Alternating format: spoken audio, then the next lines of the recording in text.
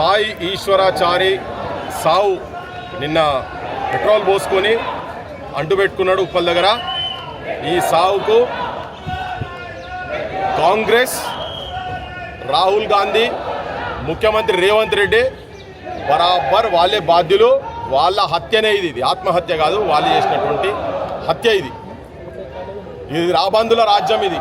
పాలకులు పాపాత్ములు అయితే ఇగో ఫలితాలు గిట్లనే ఉంటాయి. గిట్లా ఆత్మహత్యలు, అబద్ధాల ముచ్చట్లు, దొంగ మాటలు, మేనిఫెస్టోలలో పెట్టి 42% రిజర్వేషన్స్ కల్పిస్తామని చెప్పి రాజకీయంలో ఉద్యోగాలల్లో విద్యల ఇస్తామని చెప్పి నమ్మబలికి ఓడ దాటేదాకా ఓడమల్లన్నా, ఓడ దాటినాక బోడమల్లన్నా అన్న లెక్క వీళ్ళు అధికారంలోకి రాగానే ఉట్టిగా జీవోలు, పనికిరాని జీవోలు మూతి దూడ్చుకొని అవతల పడేసే జీవోలు తీసుకొచ్చి కోర్టులలో ఆగిపోయే జీవోలు తీసుకొస్తే ఇక మానసికంగా ఇబ్బంది పడి, ఎందుకంటేనేమో ఇటువంటి ఏదైనా సమస్యలు ఉంటే తుపాకులు పట్టుకొని అన్నలకు పోయేది. 69 ఉద్యమం తర్వాత తెలంగాణలో అదే జరిగింది కదా. ఇప్పుడు ఏం చేయాలో నిస్సహాయ స్థితిలో ఇటువంటివి జరుగుతూ ఉన్నాయి. నేను ముఖ్యంగా అందరికీ 50 మంది తెలంగాణ ప్రజలకు ఈ ఆత్మహత్యల పరంపర ఆపాలే. ఇది వీరత్వం కాదు, శూరత్వం కాదు. కథనాన శత్రువుల కుత్తుకల నవలీల ముత్తరించే మత్తులేలిన భూమి వీరులకు కానాచిరా తెలంగాణ సూర్యులకు మగశాల రాని.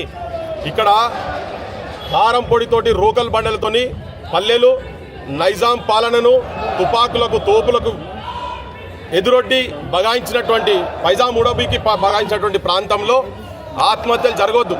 ఆత్మహత్యలతోటే కనుక నిజంగా మన హక్కులే కనుక వస్తాయంటే మొదటి వరుసల్లో 30 ఏళ్ల కింద మేమే ఆత్మహత్యలు చేసుకునేటోళ్ళం. పృథ్వీరాజ్ అంటోడు కూడా ఇలా బతకకపోవు. ఆత్మహత్యలు అంటే ఎల్లడి వరకు ఆ తెలంగాణ సోయితోనే బతికి తెలంగాణ ఏదో సాధించాలి తెలంగాణలో తిరుగుతూ ఉన్నాం. ఆత్మహత్యలు వద్దు, దయచేసి చెప్తున్నాం. ఆత్మహత్యలు చేసుకోవాల్సిన అవసరం లేదు. మీ ఆత్మహత్యలతోటి ఏ పాలకులు కూడా కరగరు. వాళ్ళు ఎవరు కరగరు? వాళ్ళు రాక్షసులు, వాళ్ళు పాలకులు రాక్షసులు. ఒళ్ళు నిండా విషం పెట్టుకొని ఉన్నటువంటి వాళ్ళు రేవంత్ రెడ్డి కావచ్చు.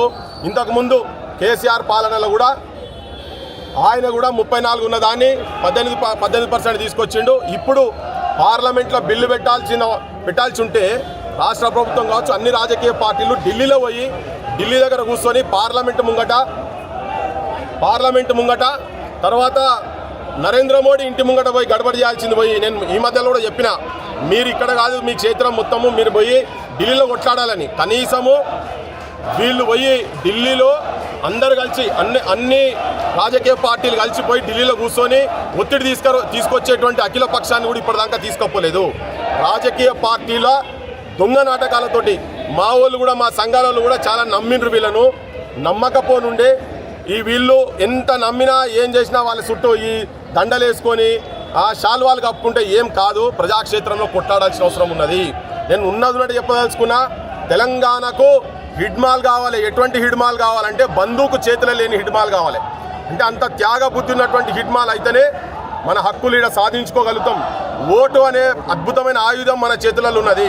ఆ ఆయుధాన్ని ప్రాపర్గా ఉపయోగించాలి. ఆయుధాన్ని తాగుడుకు అమ్ముకొని, పైసలకు అమ్ముకొని మన జీవితాలను, బతుకులను నాశనం చేసుకోవద్దు. చిన్న పేద కుటుంబాలు ఏదో తెలంగాణ వస్తే తర్వాత ఈ రిజర్వేషన్లు ఏమైనా వస్తే మా బతుకులు ఏమైనా బాగుపడతాయేమని చెప్పని అనుకుంటున్నారు. చాలామంది నిరుద్యోగ యువకులు కూడా ఈ ఆత్మహత్యల సైడ్ పోతూ ఉన్నారు.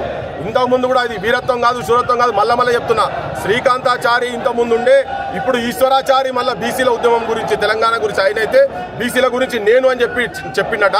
అటువంటిది కాదు, అది తప్పు. దీన్ని గ్లోరిఫై చేయాల్సిన అవసరం లేదు. Telangana needs soldiers, not martyrs. తెలంగాణకు అమరులు కాదు, సైనికులు కావాలి.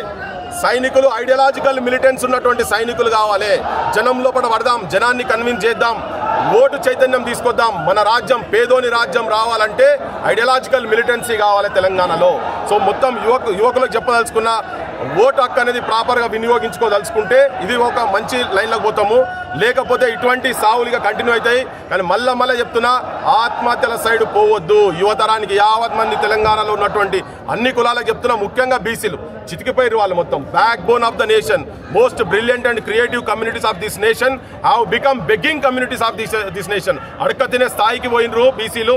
అందుకే ఇక్కడ ఉపాధి లేక వృత్తులు మొత్తం చిన్నాభిన్నమైపోయి ఇప్పుడు ఏదో ఒక ఆశ వచ్చింది. ఆ ఆశ వచ్చిన దాన్ని అమలయ్యే పరిస్థితి లేదు. కనుక ఇట్లా ఆత్మహత్యలతోటి ఏదో సాధిస్తామంటే కాదు. ఆత్మహత్యలు దయచేసి చేసుకోవద్దు. దీన్ని ఎవరు కూడా ఏ రాజకీయ నాయకుడు గ్లోరిఫై చేయొద్దు. ఆఖరి ముచ్చట ఏంటంటే, రాజకీయ నాయకులు చాలా మంది ఇప్పుడు ఇక్కడికి వస్తున్నారట. నేను విజ్ఞప్తి రాత్రి కూడా చెప్పినా, మళ్ళీ ఇప్పుడు చెప్తున్నా, మీరు ఇక్కడికి వచ్చి చేయాల్సిన అవసరం లేదు. మీ నాయకత్వం దగ్గర పోండి, బీజేపీ వాళ్ళు ఢిల్లీకి పోండి. మీకు నిజంగా సింపతి ఉంటే బీజేపీ వాళ్ళు ఢిల్లీకి పోండి. టీఆర్ఎస్ వాళ్ళు కేసీఆర్ని కూర్చోబెట్టండి దీక్షకు. మన కాంగ్రెస్ వాళ్ళు మొత్తం పోయి పీసీసీ ప్రెసిడెంట్ బీసీ అని ముఖం చూపించి మమ్మల్ని అందరినీ రంగు పూస్తున్నారు, మాకు పాలిస్ పూసినట్టు పూస్తున్నారు. మీరందరూ కలిసి రేవంత్ రెడ్డి ఇంటికాడికి పోవాలి. రేవంత్ రెడ్డి అందరూ కలిసి రాహుల్ గాంధీ దగ్గర పోతేనేది సమస్య పరిష్కారం అవుతుంది.